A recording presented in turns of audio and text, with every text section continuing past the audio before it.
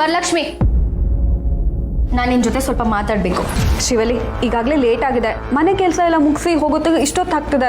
ನಾನು ಸಂಜೆ ಬಂದು ಮಾತಾಡ್ತೀನಿ. ನೋಡು ವರ, ನೀನು ನಿಷ್ಠೆಯಿಂದ ಓದಿ ಎಕ್ಸಾಮ್ ಪಾಸ್ ಆಗಿ ಕೆಲಸ ತಗೊಂಡಿದ್ಯಾ ಅಂತ ನನಗೆ ಚೆನ್ನಾಗಿ ಗೊತ್ತು. ಆದರೆ ಇದು ನನ್ನ ಬದುಕಿನ ಪ್ರಶ್ನೆ. ನಾನು ನನ್ನ ಜೀವನದಲ್ಲಿ ಕಷ್ಟಪಡಬಾರ್ದು ಅಂದರೆ ಈಗ ನೀನು ನನ್ನ ಜೊತೆ ಮಾತಾಡಬೇಕು. ನಿನ್ನ ಪಾಲಿಗೆ ಇದು ಕೆಲಸದ ಪ್ರಶ್ನೆ, ನನ್ನ ಪಾಲಿಗೆ ನನ್ನ ಬದುಕಿನ ಪ್ರಶ್ನೆ. ಸರಿ ಶ್ರೀವಲ್ಲಿ, ಮಾತಾಡೋಣ. ಏನು ಹೇಳು? ಬರ, ನೀನು ನೆನಪಿದ್ಯಾ ಮುಂಚೆ ನಾನು ಮತ್ತು ನಿಮ್ಮ ಮನೆಯವ್ರು ಎಲ್ಲರೂ ಎಷ್ಟು ಚೆನ್ನಾಗಿದ್ವಿ? ನಾನು ನಮ್ಮನೇಲಿರೋದಕ್ಕಿಂತ ಜಾಸ್ತಿ ನಿಮ್ಮನೇಲೇ ಇರ್ತಿದ್ದೆ. ಸುಬ್ಬು ಒಬ್ಬನಿಗೆ ಬಿಟ್ಟು ಇಡೀ ಮನೆಯವ್ರಿಗೆ ನಾನು ಸುಬ್ಬುನ ಎಷ್ಟು ಇಷ್ಟಪಡ್ತೀನಿ ಅಂತ ಗೊತ್ತಿತ್ತು. ನೀವೆಲ್ಲರೂ ನನಗೆ ಎಷ್ಟು ಸಪೋರ್ಟ್ ಮಾಡ್ತಿದ್ರಿ. ಇದೆಲ್ಲ ನಿಜ ತಾನೆ? ಹೌದು ಶ್ರೀವಲ್ಲಿ, ನಿಜ. ಆದರೆ ಈಗ ಮಾತು ಯಾಕೆ? ನೋಡುವರ, ನಾನು ಕೇಳಿದ ಪ್ರಶ್ನೆಗೆ ಉತ್ತರ ಕೊಡು, ಅಷ್ಟು ಸಾಕು. ನೀನು ಮತ್ತೆ ನಿಮ್ಮ ಮನೆಯವ್ರು ಎಲ್ಲರೂ ನನ್ನ ಸೊಸೆ ಅಂತ ಒಪ್ಕೊಂಡಿದ್ರಿ ತಾನೆ? ಹೌದು ಶ್ರೀವಲ್ಲಿ, ನೀ ನಮ್ಮ ಮನೆಗೆ ಸೊಸೆಯಾಗಿ ಬರೋಕ್ಕೆ ನಮ್ಮೆಲ್ರಿಗೂ ಒಪ್ಪಿಗೆ ಇತ್ತು. ಆದರೆ ವಿಧಿ ಆಟ ಬೇರೆನೇ ಇತ್ತಲ್ವಾ? ಇಲ್ಲ ವರ, ಅದು ವಿಧಿ ಆಟ ಅಲ್ಲ, ಶ್ರಾವಣಿ ಆಟ. ಶ್ರಾವಣಿ ಸುಬ್ಬು ಇಬ್ರು ನಾಟಕದ ಮದುವೆ ಆಗಿದ್ದಾರೆ. ಅವರಿಬ್ರು ಮಧ್ಯೆ ಗಂಡ ಹೆಂಡತಿ ಸಂಬಂಧ ಇಲ್ಲ. ಈಗ ನಿಮಗೆ ಗೊತ್ತಾಗಿದೆ. ಈಗ ನೀನೇ ಹೇಳು, ನಾನು ಸುಬ್ಬುನ ಎಷ್ಟು ಇಷ್ಟಪಡ್ತಿದ್ದೀನಿ. ನ್ಯಾಯವಾಗಿ ಸುಬ್ಬು ಯಾರಿಗೆ ಸಿಗಬೇಕು? ಏನಂತ ಮಾತಾಡ್ತಿದ್ಯಾ ಶ್ರೀವಲ್ಲಿ?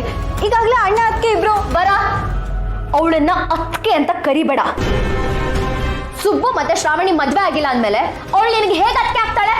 ನೋಡು ಶ್ರೀವಲ್ಲಿ, ಯಾವ್ದಾದ್ರು ವಸ್ತು ಆಗಿದ್ರೆ ಸ್ವಲ್ಪ ದಿನ ನೀನು, ಇನ್ನೊಂದು ಸ್ವಲ್ಪ ದಿನ ಶ್ರಾವಣಿ ಅದಕ್ಕೆ ಬಳಸ್ಕೊಡಿ ಅಂತ ಹೇಳ್ಬೋದಿತ್ತು. ಆದರೆ ಇದು ಬದುಕಿನ ಪ್ರಶ್ನೆ. ಅಣ್ಣ ಆಗಲಿ, ಅಣ್ಣನ ಪ್ರೀತಿ ಆಗಲಿ ಯಾರಿಗೆ ಸಿಗಬೇಕು ಅನ್ನೋದು ಆ ದೇವ್ರ ಇಚ್ಛೆ ಆಗಿರತ್ತೆ.